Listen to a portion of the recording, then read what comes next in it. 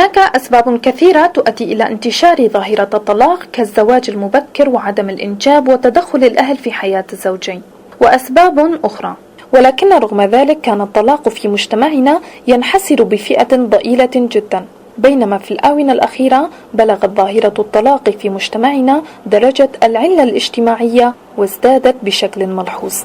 ترى ما الذي جعل مفهوم الطلاق مفهوما شائعا وظاهرة مقبولة في مجتمعنا بشكل أكثر من ذي قبل؟ أو بالأحرى ما هي الأسباب الجديدة والإضافية على تلك الأسباب والتي ساهمت في نشر مثل هذه الظاهرة؟ أغلب المواطنين يرون أن ما تمر بها سوريا من حالة عدم استقرار مادي وأمني يجعل الأهل يرغبون بتزويج بناتهم دون التفكير بالنتائج.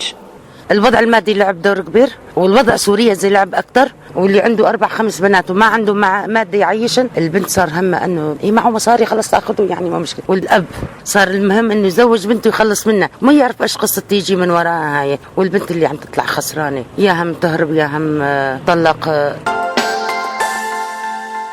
هناك فئة ترى أن الطلاق لا تعتبر مشكلة وإنما هي فكرة وثقافة جديدة، ولا يوجد مشكلة من انتشار مثل هذه الظاهرة ضمن مجتمعنا، لأن المجتمع بوجود ضغوطات فيه يتطلب التغيير وتقبل أفكار جديدة. هلأ الحياة سكر وملح، بس الملح زاد لأنه ضغط الحياة، الظروف. وقت اللي كان في قوانين وتشريعات انه ما في طلاق كانت الوحده تتحمل كتير، بس هلا ما بقى تقدر، عم بتشوف، عم بتطلع على جاراتها وعم بتطلع على التلفزيون وعم بتطلع على حاراتها، وخاصه هلا انفتحنا كتير على المجتمعات من الوسائل اللي عم نشوفها. عن جد بتلاقي الوحده بتقول ليش بدي اقدر متحمله طول حياتي وما بقى في شيء انه يرجع يشدني، هون الواحد بقى بيلجأ للطلاق غصبا عنه.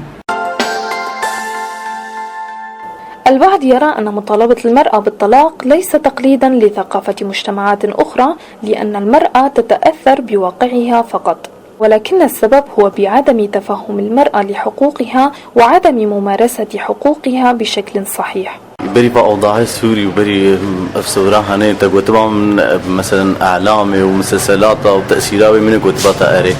بس